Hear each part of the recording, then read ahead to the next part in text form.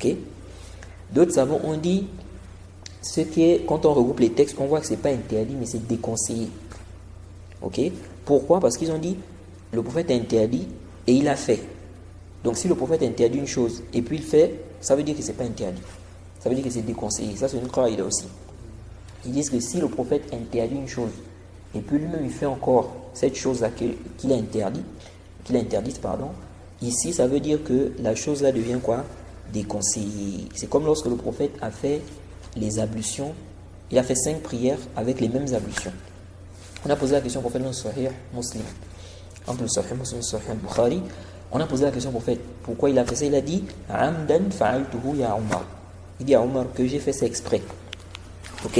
Pourquoi? Parce que dans le verset, Allah dit, lorsque vous vous levez pour la prière, n'est-ce pas, lavez vos visages jusqu'à la fin du verset. Ça veut dire qu'à chaque fois, le zahir du verset, ça veut dire qu'à chaque fois qu'on se lève pour la prière, on doit faire les ablutions. Ok? Ila kumtum ila salat. Donc à chaque fois qu'on se lève pour la prière, on doit faire les ablutions. Mais le prophète a fait 5 prières avec les mêmes ablutions. Donc il n'a pas refait les ablutions pour chaque prière. Maintenant, on pose la question au prophète, pourquoi il a fait ça? Il a dit, il a fait ça expressément. Donc, c'est pour dire quoi? C'est pour dire que c'est permis à Dieu.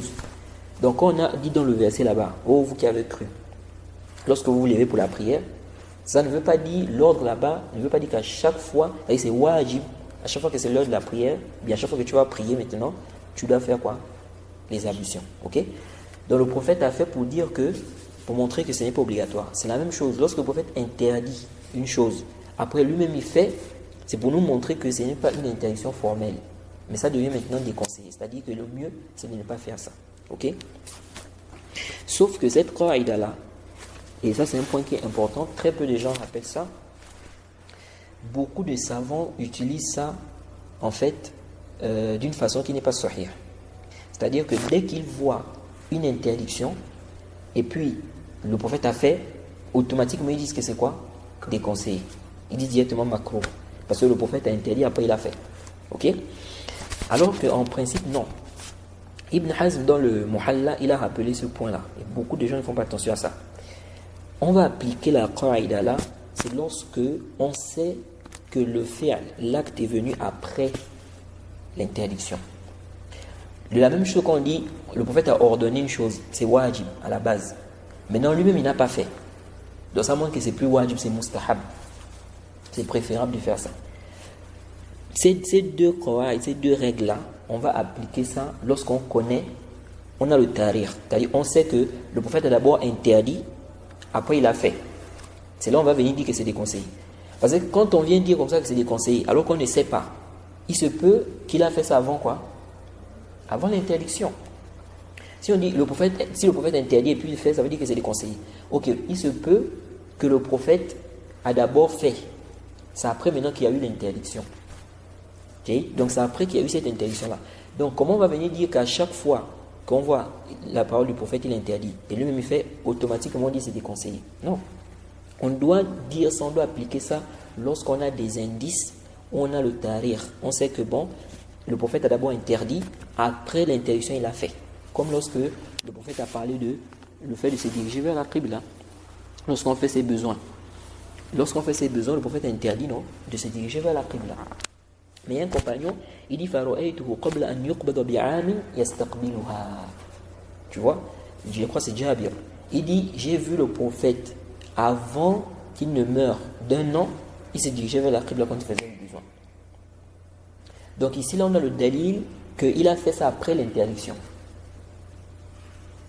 Est-ce que vous suivez ça? Comment ça après, on a le dalil que c'est après l'interdiction? Oui, parce qu'il a, je n'ai pas peut-être cité, le compagnon dit le prophète a interdit de se diriger vers la qibla quand on fait ses besoins. Il dit, mais je l'ai vu un avant qu'il ne meure se diriger vers la qibla. Donc, ici on a le dalil que c'est venu après. C'est à cause de ça que certains savants disent que ce n'est pas interdit, c'est seulement déconseillé. Oui. Et il y a toute une divergence sur ça. Est-ce qu'on peut se diriger vers la qibla pour faire ses besoins? Est-ce que c'est interdit, c'est une interdiction formelle, ou bien il y a des cas? Il y en a qui ont fait la différence entre si tu fais tes besoins dehors, si c'est entre 4 murs, il y en a qui ont dit non, c'est déconseillé, ce n'est pas interdit, il y a d'autres qui ont interdit, etc.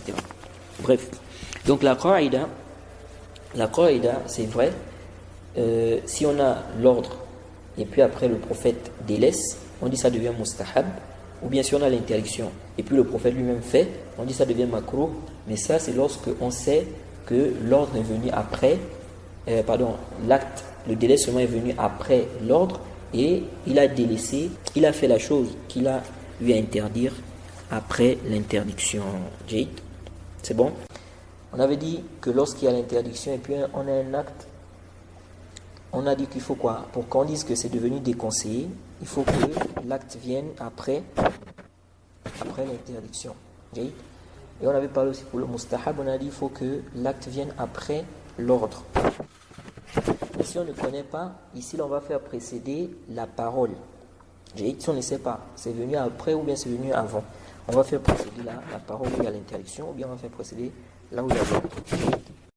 Et quiconque fait scission d'avec le messager, après que le droit chemin lui est apparu, et suit un sentier autre que celui des croyants, alors nous le laisserons comme il s'est détourné, et le brûlerons dans l'enfer. Et quelle mauvaise destination!